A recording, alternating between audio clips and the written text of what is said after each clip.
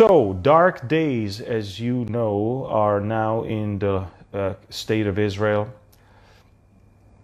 I will say that Thursday night, when the Attorney General Avichai Mandelblit read the whole list of indictments against Benjamin Netanyahu, nothing, by the way, that he said there was new to any of us.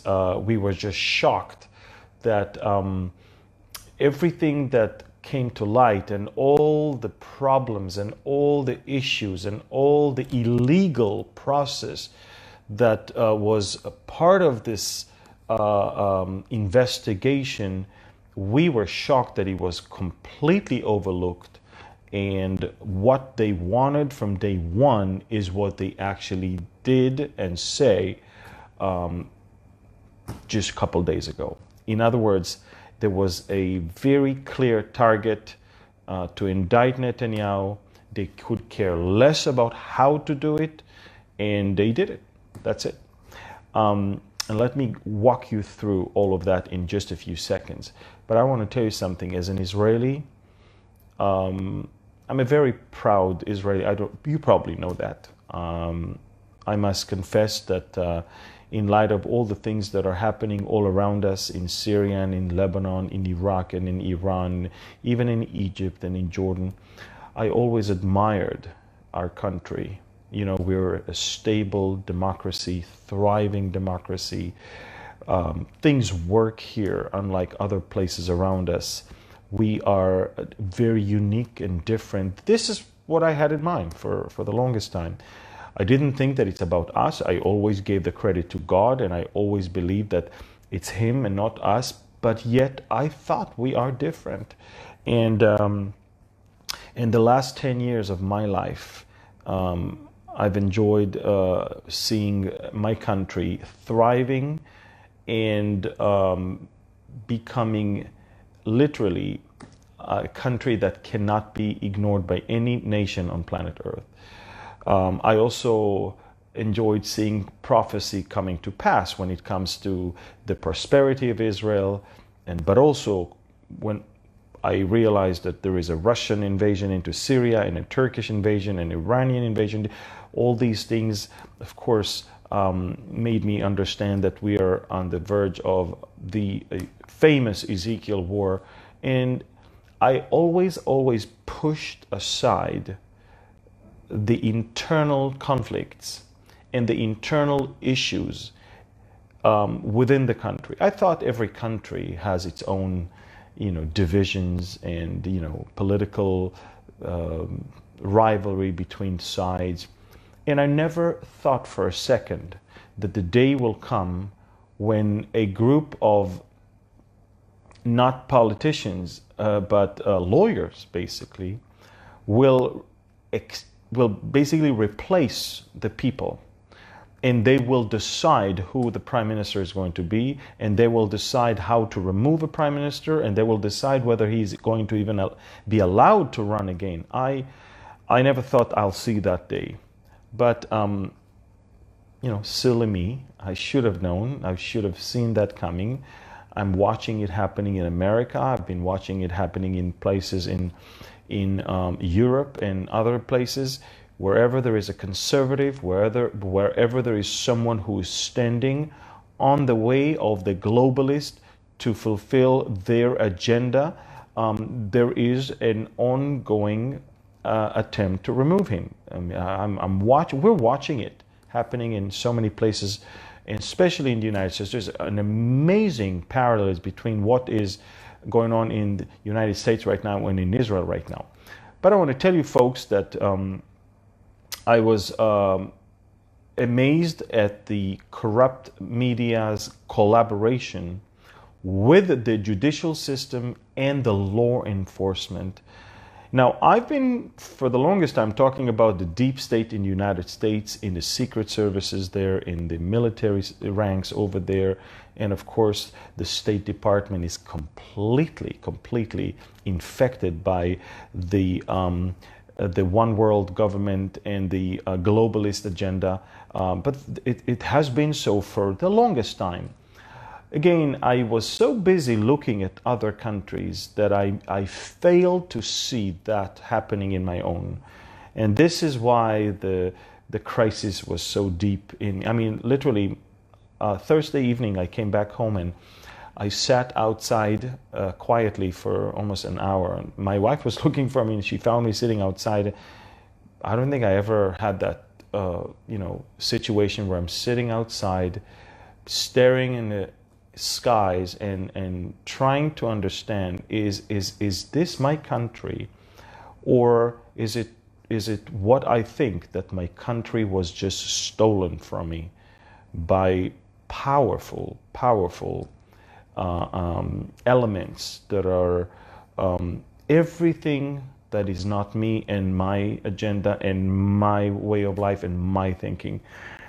Now let me take you back, all the way back to a couple of years ago when they've been trying to bring Netanyahu down forever because he is exactly what the globalists don't like.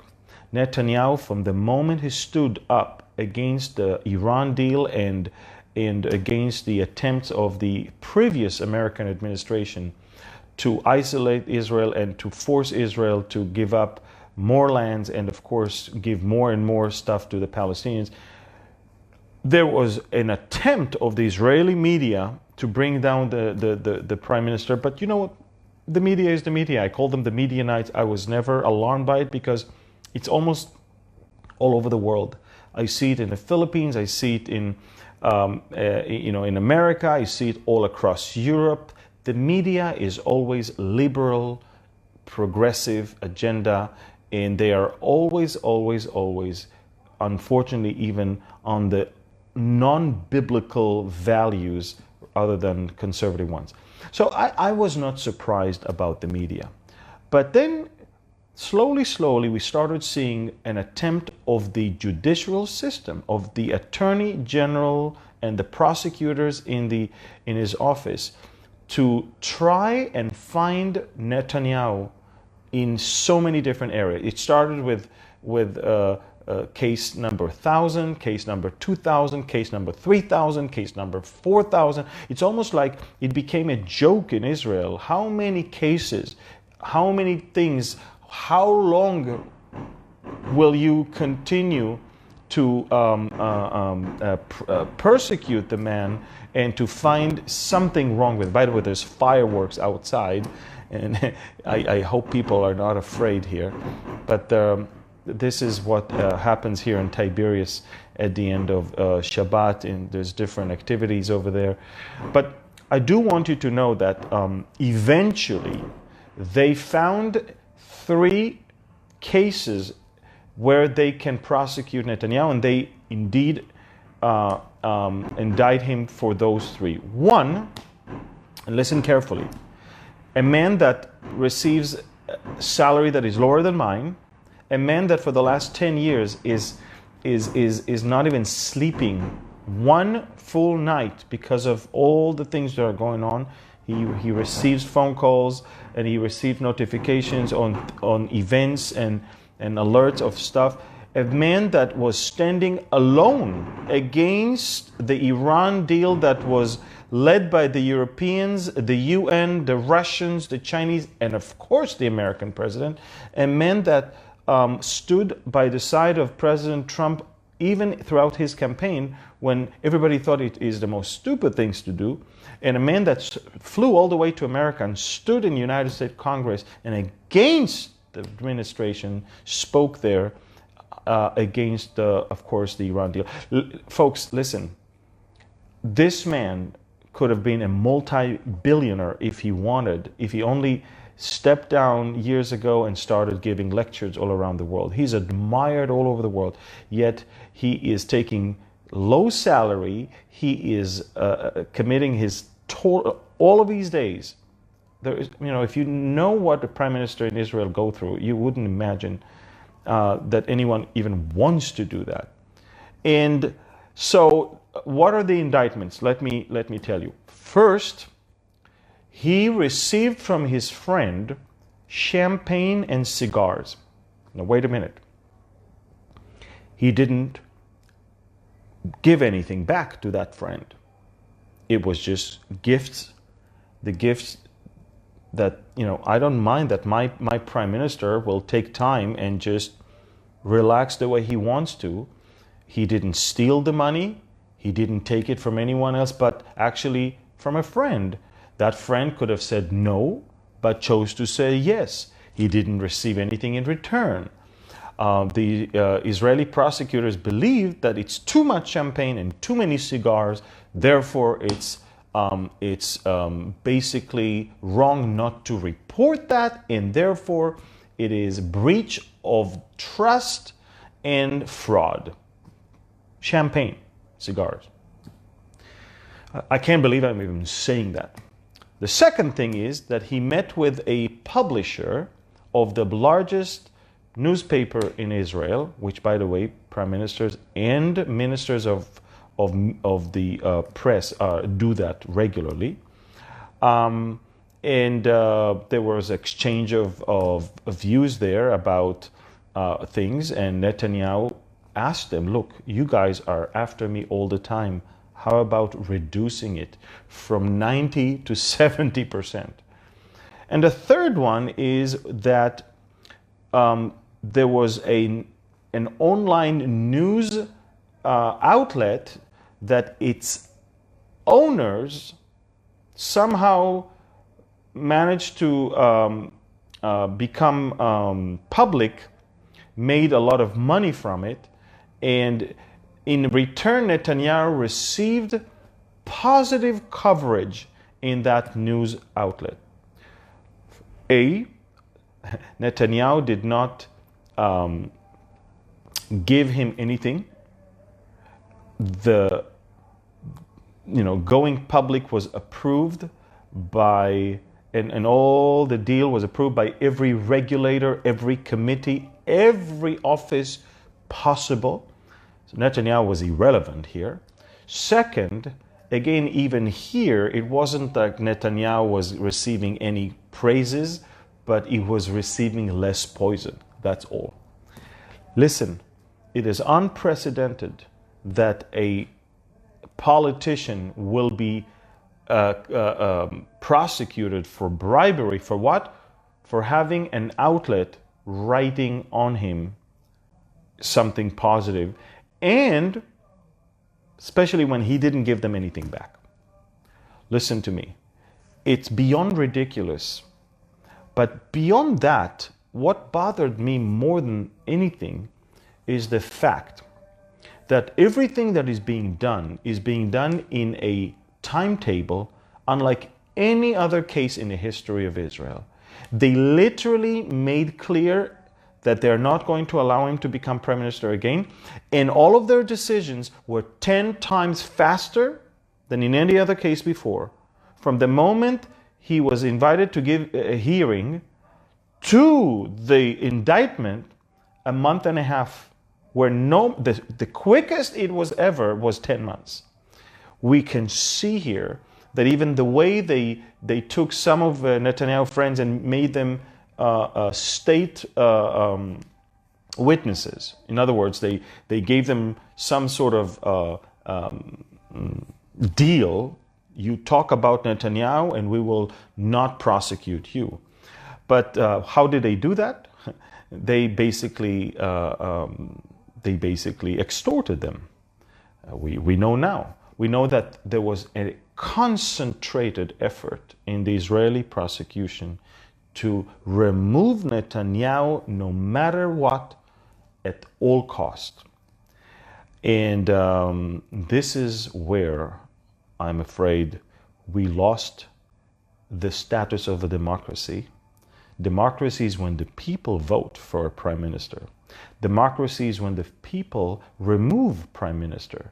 Democracy is when allegations like that are published, but the people are the ones that are either voting or not voting. Now, what alarms me even more is the fact that now the judicial system in Israel, and that's against the basic laws of the state of Israel, the state laws, which are the highest of all, the prosecution wants to bring about a resolution that will deny him the right to even run again. Now, by the way, all over the world, until you are proved guilty, you are innocent. Everybody's innocent. They can indict him with whatever they want. I've seen so many politicians that were indicted, and yet they were non-guilty. They were innocent at the end. So Netanyahu, but what they want him is to be removed from office. In fact, one of the prosecutors said, if Netanyahu will win again, then there will be bribery on the table. If he will step down, we might not even bring bribery to the table. Hello? אני לא יכול לדבר, אני באמצע שידור עכשיו. Sorry. So we are right now in a situation where not only that they indict him for petty things, but they also want to take the right from him to run forward. Now, why do I think that Netanyahu is probably no longer going to be a prime minister? Because what they did is they caused the Israeli public to say, well, I'm not sure if he's innocent or guilty. Maybe he is innocent. But at this moment, we want some stability. We want some sanity. So maybe he better step down and mind his business to clear his name. Look, even my own, inner circles, the people are telling me, why can't he just step down? Well, that's exactly what they want. They want him to step down, mind his business, while they take over the prime minister office and complete their revolution. This is what I call political assassination. This is what I call a coup. And this is what I call the last days of the Israeli democracy. Let me tell you that Hamas just released a statement where they're saying that they're very encouraged with the indictment against Netanyahu. So are the Iranians. I'm thinking to myself, if Hamas is encouraged and if the Iranians are happy, shouldn't we be concerned that we're doing something wrong? Another thing I want you to know is that I am watching a growing attempt here in Israel to completely abandon the conservative line and to bring about the liberal agenda to the table. Now, I want you to understand that the tactic is very similar to what is going on with President Trump right now. People don't understand that, but I believe that even the Democrats know that there is no impeachment, there's no impeachable accusations over it. I think that they all know that it's a joke. But look what they do. For weeks now, they're going to show the Americans how bad the president is, how corrupt the president is, how much of a liar the president is, how much of a chaos the country is in. Although it's all lies and deception, what happened is, although they probably know there is no way he can be impeached, they're banking on his loss in the coming elections. This is exactly what they do. They throw mud and more and more and more non-stop with the hope that something will stick eventually. And all they want is to cause the American people to think, don't you want someone more stable, someone more, so things will be more normal again? Don't you want someone who is less dramatic? They're basically telling the American people, don't you want to go back to the days things were calm and relaxed? I want to tell you, the tactic is similar to what is going on here. I don't believe Netanyahu is guilty. I don't believe he will be sitting in jail or be found guilty. But I do believe that what they do now is using his situation right now to leverage everyone around to take advantage of him being weak and to propose other options as long as he is not going to be the next prime minister of Israel. Now, Netanyahu has literally 3 to 4 options. The first option is not to give up, to move on. He is still the prime minister in this interim government. There's a deadlock in the Israeli political system right now. After 2 elections, the people of Israel still are undecided. It's almost even.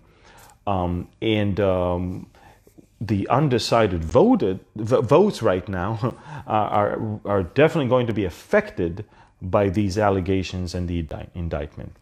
From what we see, there is a good chance that we're going to go for a 3rd round of election. And Netanyahu says, look, guys, I'm not going anywhere. Only the court can find me guilty, not anyone else. And I will accept anything that the court says. But until then, I'm innocent. But that's what he says. But what we see already happening is within his own party, people are calling for new primaries. Now, they just had primaries a few months ago for the 2nd round of elections. Now they will have another one, and you can see that people are smelling blood, and people want to say, hey, he might not be winning because of what's going on. I want to have my chance right now. So the first problem is from within. The second problem could be from the outside. The prosecutor, as well as the Supreme Court, they might say you're not allowed to run, which, by the way, is illegal, but they can bend the law as much as they want. They've been doing that for the longest time in his cases. And the third one is that somehow Netanyahu will step down and go and do what he wants to do to resolve his situation. No matter what, it is going to make Israel weaker and vulnerable. If our enemies are happy right now, and if our enemies are rejoicing right now, it's because they smell blood as well. Netanyahu had a great moment just a week ago when he was with his hand in the upper part in the latest round with Gaza, and when we made sure that those terrorists got what they deserve, and he enjoyed a great amount of support. And then, of course, came the failure of Benny Gantz to form a government, but they didn't let us rejoice too long. And a day after, they released the indictment, so it will be clear. Don't support him that much, and don't even think that you can, vote for him again. We want what the deep state in Israel is trying to do right now. And I want you to know that for all of us, the believers, whether you're in the United States, in Europe, whether you're in Australia and New Zealand, whether you're in Canada or other places, look, I know the Canadians are going through the same thing when they see their terrible prime minister, but at least there, he won the elections. Now, you can like him, you can hate him, but the people spoke. In Israel, my problem is that there's a coup here done by lawyers and prosecutors, and is not even through the ballots here. I'm saying let's go to elections. If he's losing, and by the way, he might lose now because of all you did to him, but if he's losing and you're winning, okay, that's fine. But don't dare think that you can take even the race from him before even the people speak. Now, I can tell you one thing. My biggest mistake, and I must admit I'm guilty in that one. I really, really forgot that this is not where I belong. I really forgot that this is not my home. I really forgot that this is not where my citizenship is. I really forgot that I have a better place, a better residence. I forgot that I need to seek those things which are above, where Christ is seated at the right hand of the Father, as Colossians 3 says. But I forgot to remind myself that the scriptures are telling me that this is going to characterize the end times. Israel as a nation is basically opening itself to accepting anyone, as long as it's not going to be Netanyahu. It will bring upon itself a great war, and then it will accept anyone who can fix it, who can fix the situation. I was about to use words such as the restraining power of God in the personalities of Netanyahu in Israel and President Trump in America. But then I thought to myself, you know what? I'm not even sure this is the case. I'm just saying God graciously granted us such a man, and God graciously granted America such a man. And I know that in some other places, such as in Australia, it was a miracle also. But I can tell you we need, and I'm telling all of you, even in America, I'm telling you, do not put your trust in politicians. Do not put your trust in your parliament or Congress. Do not put your trust in your judicial system, in your military, in your secret service. Do not put your trust in the systems of this world. You are about to be disappointed. You know, we have to pray for these people, for our leaders. We have to pray that righteousness will prevail. We have to pray that our countries will not go even lower and deeper in terrible progressive mindset. But at the same time, and the Lord put it on my heart in such a vivid way in the last 24 hours. Amir, did you forget what your citizenship is all about? Do you really think that your nation here is going to get better and better when you know that it's only going to get worse?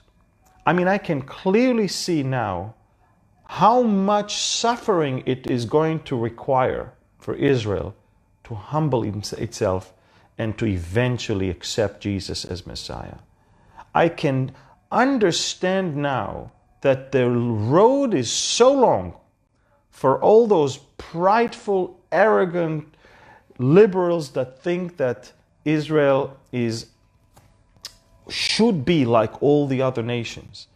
When even Balaam realized that it's a nation that does not reckon itself to be like all the other nations. It's a nation that stands alone. It's a nation that God chose for a reason, for a season. And I'm telling you, I'm thinking to myself, Israel is going to be more and more liberal to the point that they will accept the Antichrist. And then they will become more and more religious to want to build the third temple. And in both ways, they're going to miss it. And then, of course, when he will show his true face, that's when they will understand their big mistake. And then they will be, of course, running away, and God will shelter them in the desert and for 3.5 years. And when Christ comes back, they will finally accept him, and they look at him whom they pierced. I'm thinking to myself, as much as I consider myself a Jew and an Israeli, more than ever before, I feel that I don't belong here anymore. That the systems of this country are no different than the systems of the rest of the world. Corrupt, deceitful, very, very deceptive also. And I guess my mistake was that I really put my trust in them for too long. And I want to encourage you all. I mean, this is not just exhortation. This is encouragement. We know the end of the story. We know where we're going. We know that it's very soon. We know that God is going, we're not destined to the wrath of God that is going to fall on this world. We know that we are out of the hour of trial that is about to happen here, even to Israel. We know that the tribulation is, of course, for Israel's salvation. It's called Jacob's trouble. I am sorry as an Israeli that my nation is going to go through that, but apparently with the way I see things going, it's the only way for them to humble themselves and to understand how wrong they are. At the moment, they are so prideful and arrogant to think that the good is bad and the bad is good, that the evil is good and good is evil. Look, I'm thinking about the verses from Isaiah. I'm thinking about how even Elijah the prophet, when he met Ahab, the evil one, called Elijah, "Oh, you, the troubler of Israel." That's the way I see it. I see how people come to the man who gave his whole life to this country, and I cannot believe that on that piece of paper it says the state of Israel against Benjamin Netanyahu, the leader of Israel, the one who gave his life, who fought for Israel, who was wounded in a battle, who lost his brother for this country, who serves this country relentlessly for the longest time. And there is a paper, and he didn't give money to anyone, he didn't murder anyone, he didn't steal anything from anyone. And there is he received cigars and champagne. I mean, God, is that such a bad thing? And watch this. The paper says the state of Israel against Benjamin Netanyahu. That broke my heart when I saw that. And I said to myself, he's a strong man. He's going to fight it.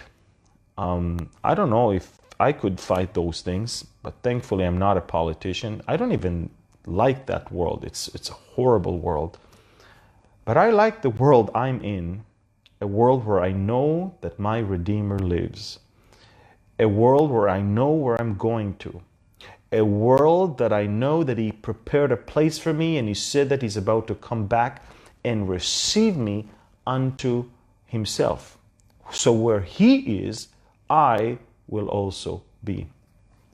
As much as I'm ashamed of my own country and disappointed with the systems of my own country, I am proud of my Redeemer. I am happy and rejoicing in the joy of my salvation. And I want to encourage all of you, and I'm warning also all of you, listen, we need to remember our citizenship. We need to remember who we need to trust. He who promised is faithful. Our systems are not faithful. Our politicians are not faithful. Our judicial system, even our military has its own, unfortunately, deep state corrupted people. Whistleblowers supposedly, but all they are is actually liars and deceivers. I want to tell you folks, that which Benjamin Netanyahu is going through right now, I'm heartbroken for that, but I have to unhinge myself from all of that. And I have to remind myself that I'm a citizen of the heavenlies, that this is not my home. And I have to pray for him, but remember that as far as I can see in the scriptures, things are not going to get better, but are only going to get worse. So this was a reality checkup for me. This is for me, it was a wake-up call. And maybe I can contribute a little bit with this broadcast to all of you to have this wake-up call. We really need to have that wake-up call. Yeah, we need to vote for righteousness. We need to vote for family values. We need to vote for pro-life and pro-family and pro-Israel. But do not be heartbroken and devastated if it's not going to work, because we know how things are going. And you have to remember that until He comes, we have to occupy And until he comes, we have to tell people about Jesus. And until he comes, we have to do our Father's business. And it's not necessarily to restore justice and kingdom now here. It's actually not the case.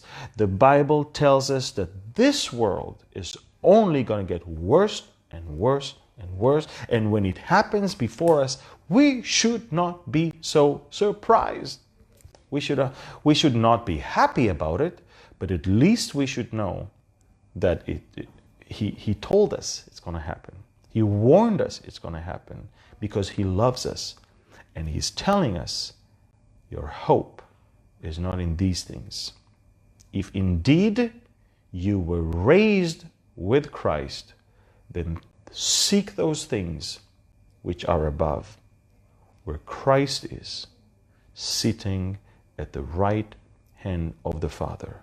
Seek those things which are above and not the things which are on this earth. So, looking all around me, yes, I'm disappointed. Yes, I'm heartbroken.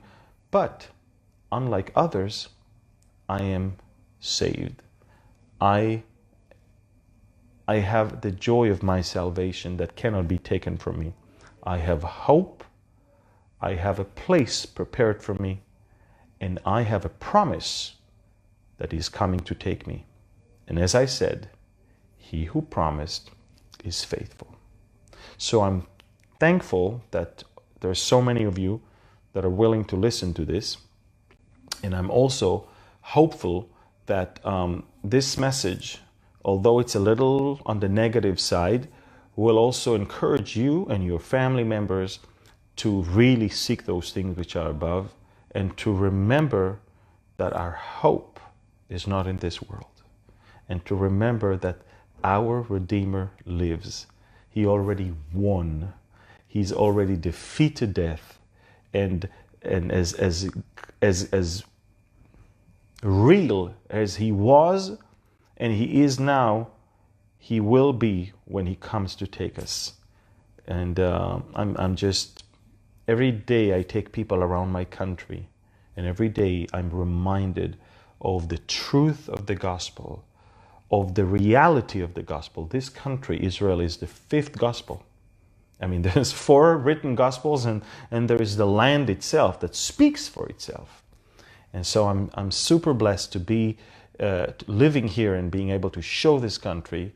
And I will work hard to unhinge myself in the next few weeks from the political mess. I'm going to pray for my prime minister, but I will put my hope not in anything that is, here, because I have no expectations. I have no hope. I have nothing good to say about the systems of this world. But I have everything good to say about my Father which is in heaven. So thank you for listening. I want to tell you folks that the situation in Iran and Iraq and Lebanon is so fragile. Look, in Iraq there are hundreds of thousands of protesters right now in the Tahrir Square in Baghdad.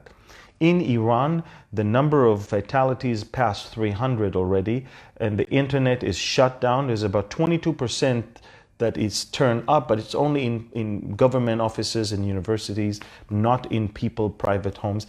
And that's in Lebanon also, protesters all over all the time. Folks, I want to tell you, things are very fragile, and we understand also now that the damage that Israel caused to the Iranian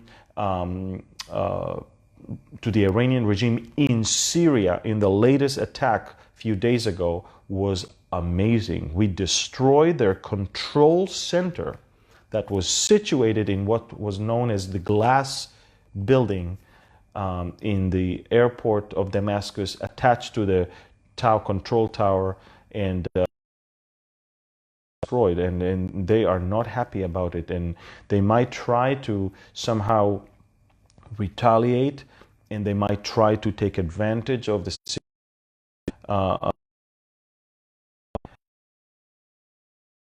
suddenly says that the relationship with Israel is in its lowest point right now. And he says that because he is in the hot spot right now. People demonstrate and protest against him.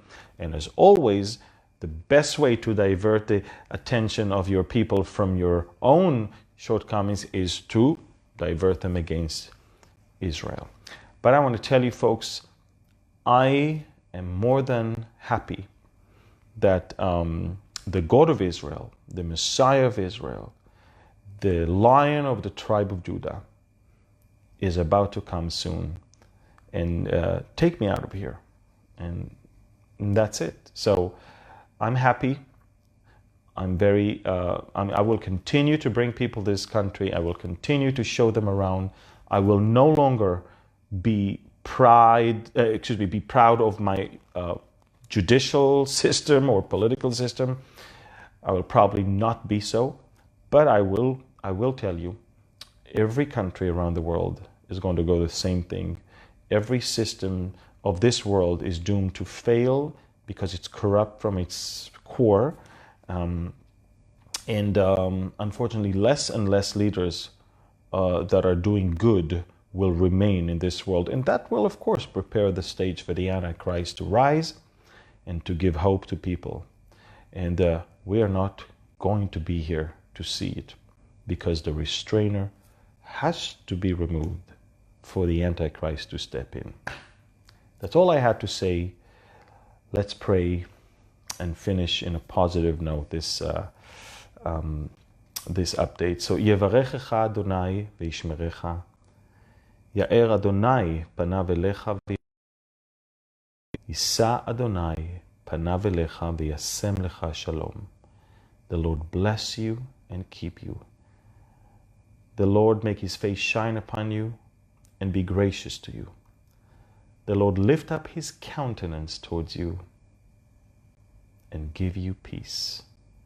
The peace that we all need in these chaotic times.